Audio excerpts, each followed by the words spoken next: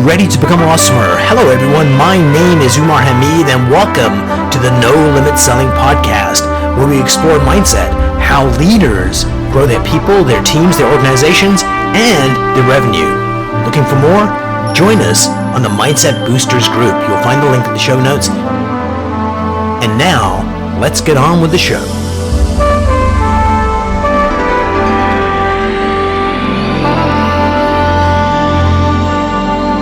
Hello, everyone.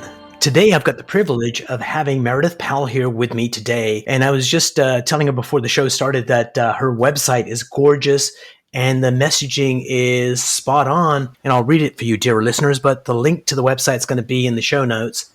Thrive, turning uncertainty to competitive advantage. And when I saw that, it made me think of a quote from Baron Rockefeller. It was something like, when there's blood in the street, there's opportunity. And I think right now the world's in chaos and we are looking so much at what's not working that we're missing the opportunities that are before us. Meridith, welcome to the program. Thank you. I am looking forward to being here.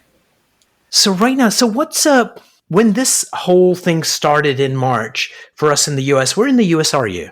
I am in Asheville, North Carolina. So I'm down in the Southeast. Nice. So I did my last keynote would have been beginning of March.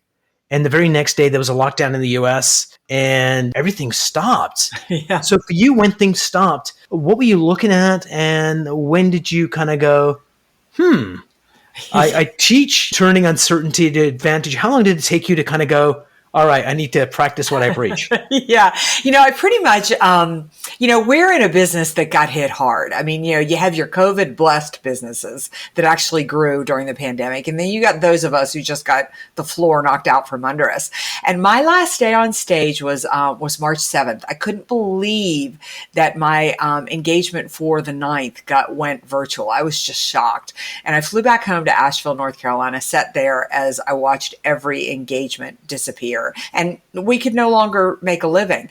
So it took me, I don't know, maybe about a week to go from extreme fear to extreme anger to extreme action.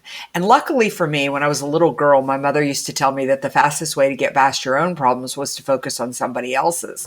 So I just started to 100% focus on my clients and decided I wasn't going to worry about what happened to me. So what's your mom's name?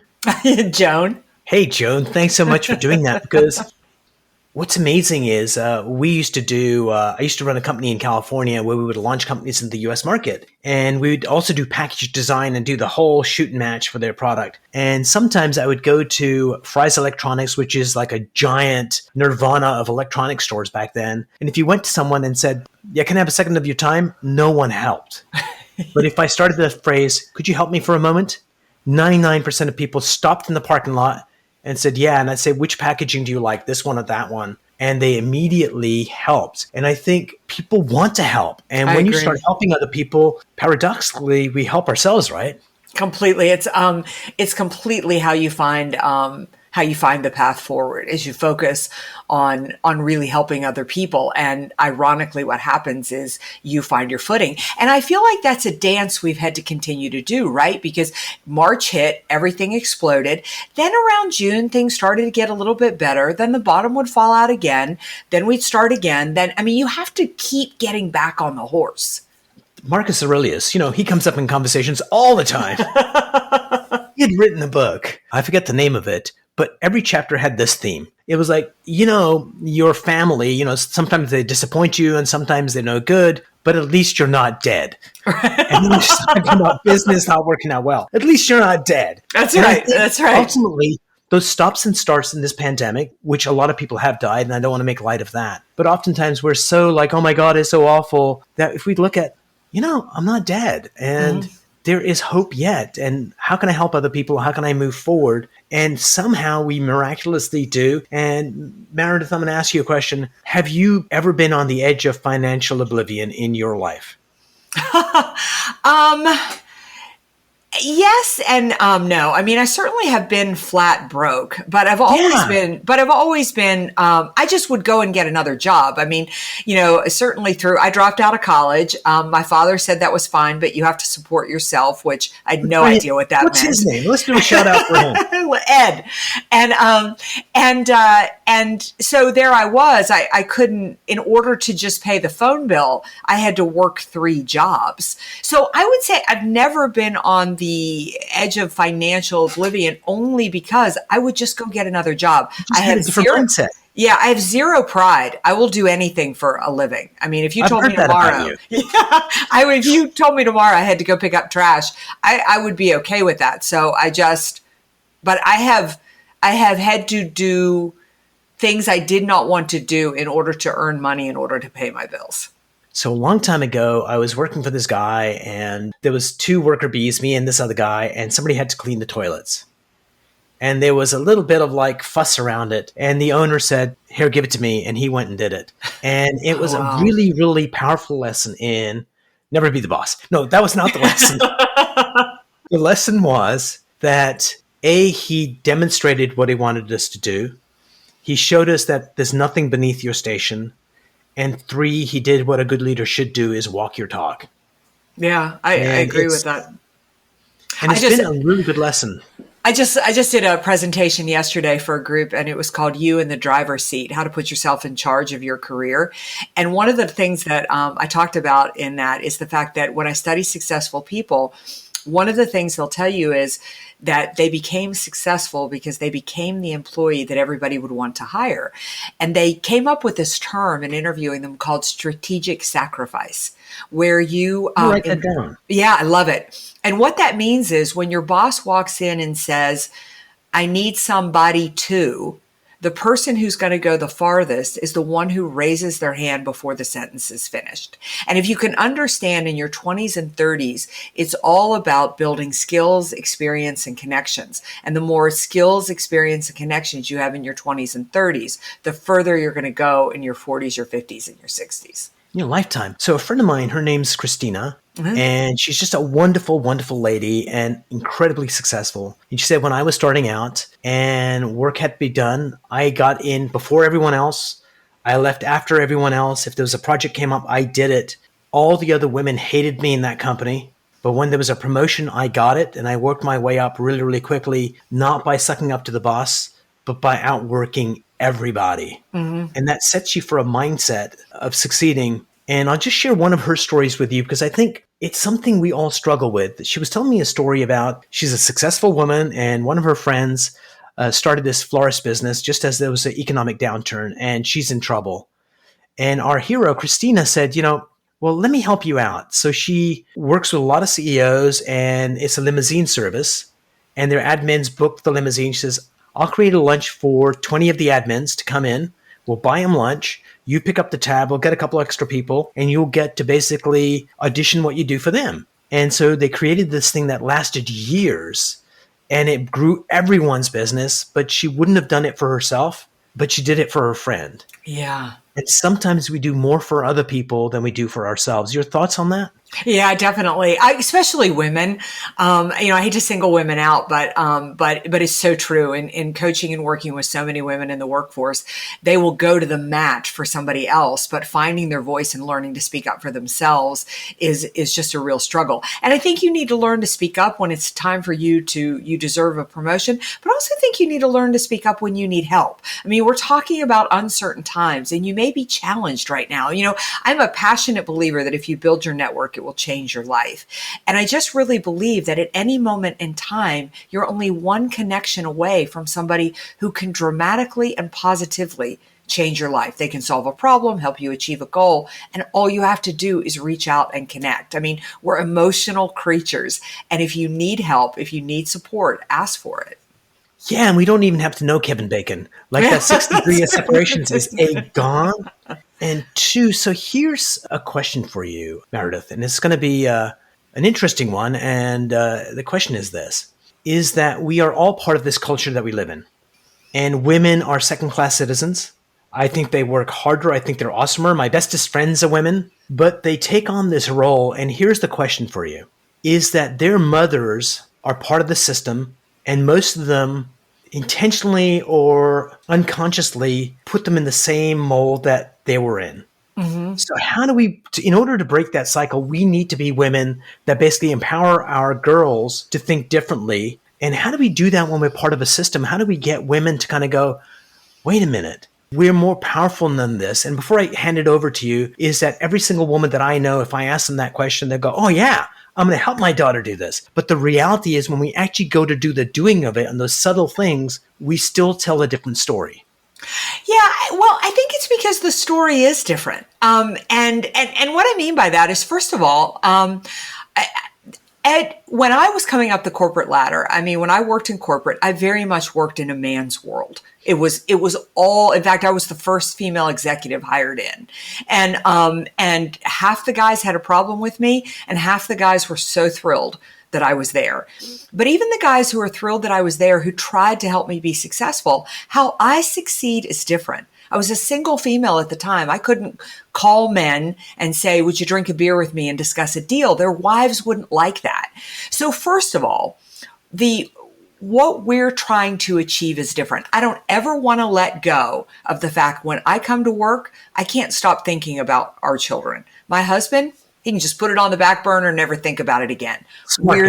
We're different. And that's good. The thing that I think that we need to learn to step into our power, and this is the thing that I figured out, is the fact that once I played the game and won. And what I mean by that is once I overachieved at the job, I could change the rules of the game. And what I mean by that is once I outperformed the people that I was working with, I could go to my bosses and say, I want to leave at 3:00 in the afternoon because my kids get home from school and I want to be there. I'll be back here at 6 to finish up, but I'm leaving at 3. My male counterparts did not do that.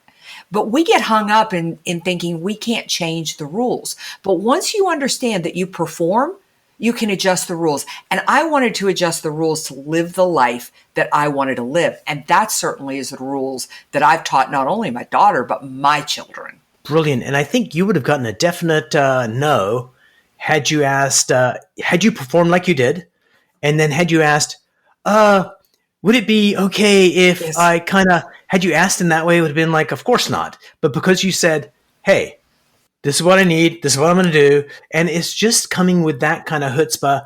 And here's where I think most human beings miss their mark, is that most people don't know who the hell they are. They have a sense of it, but they never took the time to go, this is what I truly 100% stand for. And if we know it, then when we get to those moral quandaries, I'm a woman, should I do this, shouldn't I do that? All that stuff just goes away when you know who you are. And I think that's the first step to stepping into who we are, is not outwards, it's inwards. I would agree with that. I also realize that the other thing I think is that people decide that the rules are unfair when they haven't played the game yet. I mean, when I coach clients, mostly they're trying to change. They want their bosses to listen to them before they have performed. And owning a company, I don't want to listen to don't tell me how to run my company differently until you have outperformed me.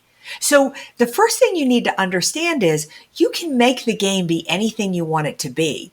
But how you build your confidence, you have to play by other people's rules until you're more valuable than they are. And I think we miss that mark. I always say you need to understand performance is power. If you want a voice, perform first. And part of the training, I 100% agree with that.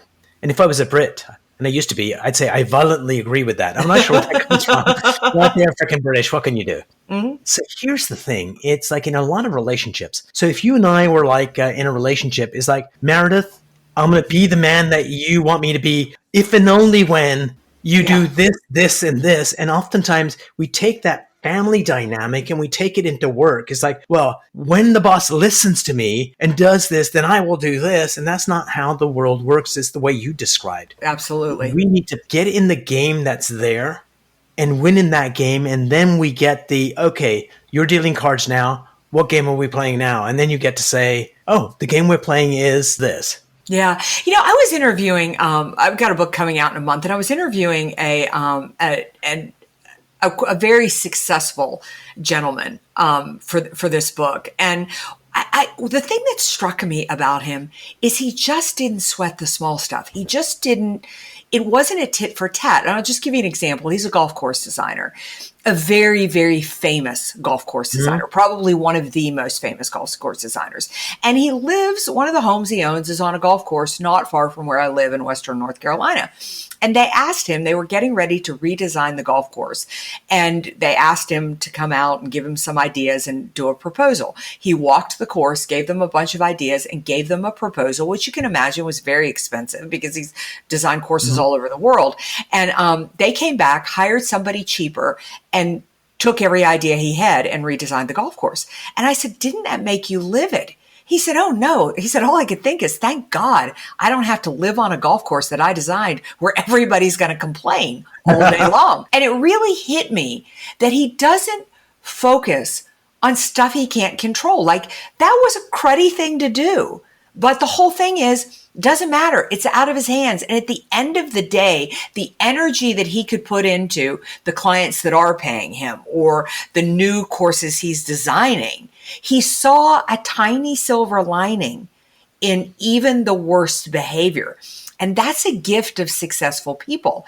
If you're looking for it to be fair and just and right, it's why politics drives me insane right now, because you just can't make the world even. I mean, as a female, I'm so tired of hearing the things that have been done wrong to me, because I'll tell you, I get a lot of advantages because I'm a female, and nobody ever talks about those being unfair. So you got to focus on there's silver linings in everything. And the difference between people who succeed and don't is their eye goes there and they move forward.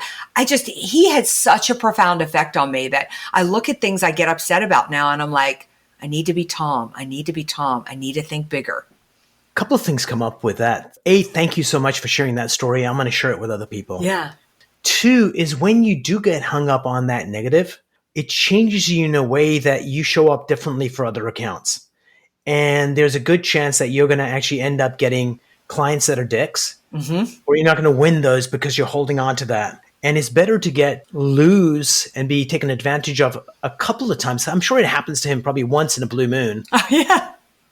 And the other thing is that the human condition has not changed for a very long freaking time. And there's a quote from Helen Keller that comes up, and it goes something like this. I'm going to paraphrase it. It's like, when the door to happiness closes, people look so longingly at the closed door that they fail to see the other one that's opened up.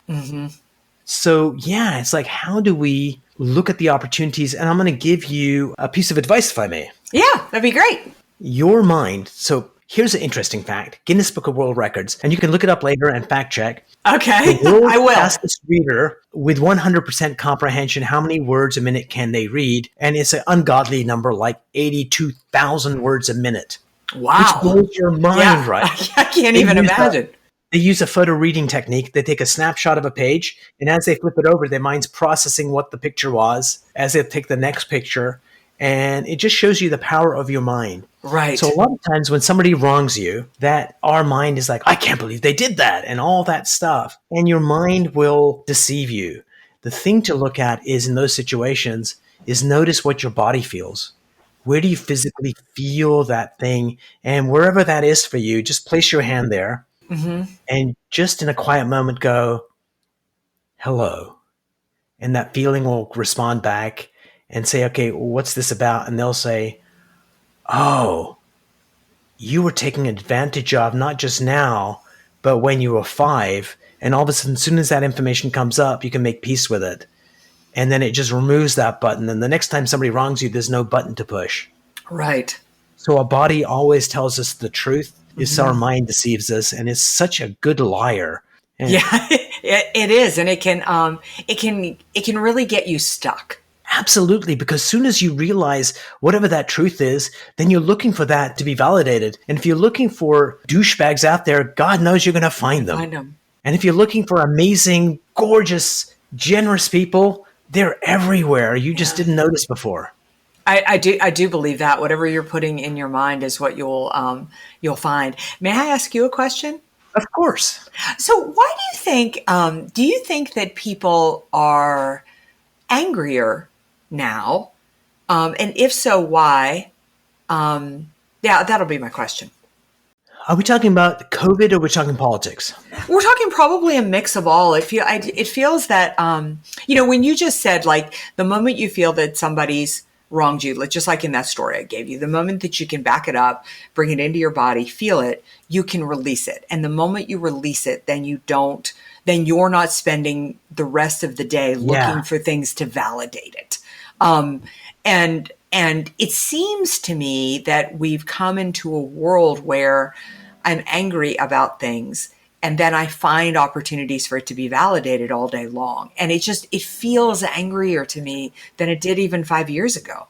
So here is, bear with me for a moment. I promise I'll get to the point. Okay, sure. So if I was making a comment about your hairdo, dear podcast listeners, you can't see the hairdo. It's gorgeous, by the way. But if I made a comment that was derogatory about your hairdo, you're going to have one of two reactions. It's like, what do you know?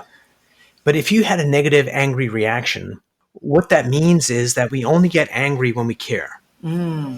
Anger is a sign of the caring. And so we go, okay, so why are people more angrier now than they have been in the past? There's more caring. And why are we caring so much right now? Here's why we're caring so much. This hypothesis I'm about to share with you could be total BS. So bear with me. Okay. Okay.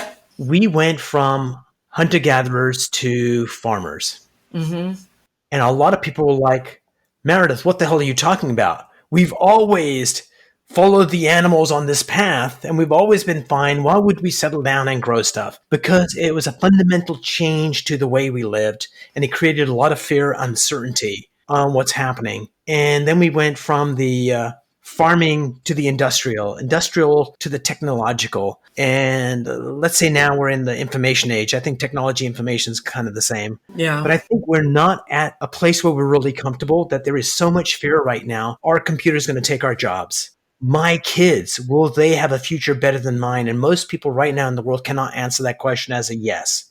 Right. So I think we're at this fundamental place where we have so much uncertainty that we live in this fear mode. And so when people wrong us in the slightest way, we react in fear and anger. And I think that's what we're experiencing right now. That's why all around the world, we have these people coming into power that are just, some would say bad actors, but they're saying, don't worry about it. I'm going to do the thinking for you. I got your back. And this New Zealanders first, and I picked them because they're not like that. Yeah. Kind of attitude is happening at this point. Because if it was just one country, you say, well, it's just one, but it's happening all over the world. Yeah. But I think what's happening is that we are going to come, I think we're 20 years away from where everybody can take a breath and go, oh my God, we're not going to die. That this new, brave new world is so amazing. And just one thing that we have to look forward to, artificial intelligence. So some people are scared of it and they may have reasons to. But one of the things artificial intelligence can do is say, let's take a look at, like this watch that I'm wearing that you can see on our video conferencing side of things, is monitoring my heart rate. All that data from hundreds of millions of people is being collected, that AI is looking at that going, 3 months before we can diagnose a heart attack, we're noticing these changes in heart rate that we're going to tell people on their watch. Maybe not, but I booked a meeting with your doctor just to check this out, just in case. Right. And all these things, we think we're going to lose jobs, other jobs are going to be created. And so I think we are at this dangerous point right now with this fear, but I think we're going to come on the other side of it and we're going to be freaking fantastic. I would agree with that. And I think that it's one reason I started studying uncertainty, because I thought that, every couple of 100 years, I think we go through this type of shakeup, where it's a shakeup, where it's religious, it's political, it's society, it's business. It's just the whole world moves. Like you said, we went from the agricultural age to the industrial age, and you have this, everything sort of gets sucked into it. But once we shed all that, we flower into something even more impressive. Brilliant. Like, I want you to stay away from DPs. Do you know what DPs are? No. So my mentor, he's passed. I used to live in Canada, and he's Polish. And when they came into Canada, they were the latest set of immigrants. And the latest set of immigrants are always the bad people.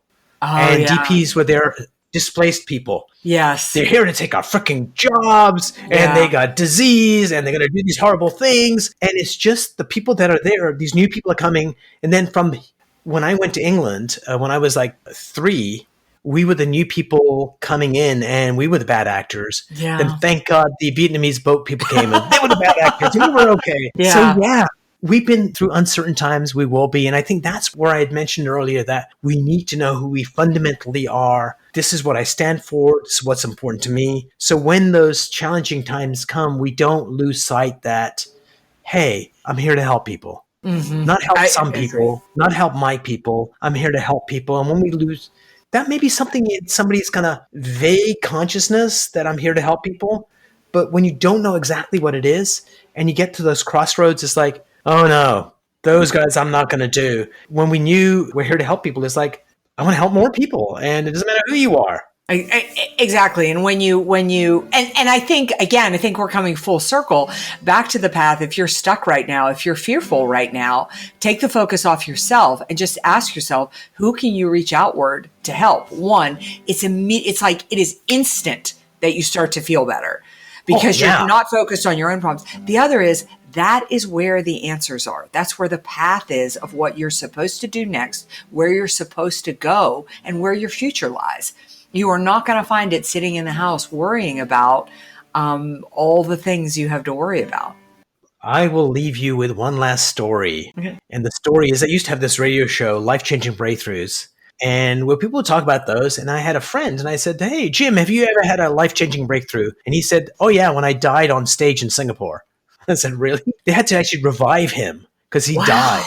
Oh, and I said, my wow. God. And he said, as soon as I came out of that, I realized that, the corporate path wasn't for me. Earlier in his career, he was on, what do they call those people that the Peace Corps? He was in the Peace Corps, and he lost sight of that. And he says, I went back to helping people. And this was the question that I asked him that I want to share with you. I said, oh, yeah, having a heart attack, that's a pretty big freaking sign.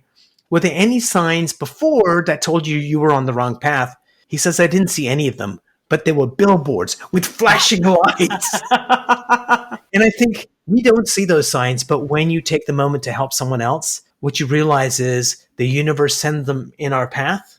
And by helping them, we realize, oh, and we get that lesson that we need too. It may not be their lesson, but it's a lesson for us. And today was such a joy having you on the program. Thank you so much for coming on. Well, thank you. I've really enjoyed this, conversation. The only thing I want to add to your story is I think sometimes too, when we're locked in the fear, I think we miss the signs that we're on the right path as well.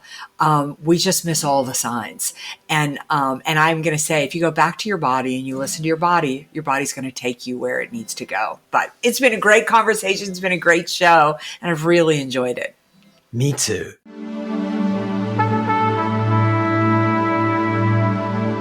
If you enjoyed this episode, please go to iTunes and leave a 5-star rating. And if you're looking for more tools, go to my website at nolimitselling.com. I've got a free mind training course there that's going to teach you some insights from the world of neuro-linguistic programming, and that is the fastest way to get better results.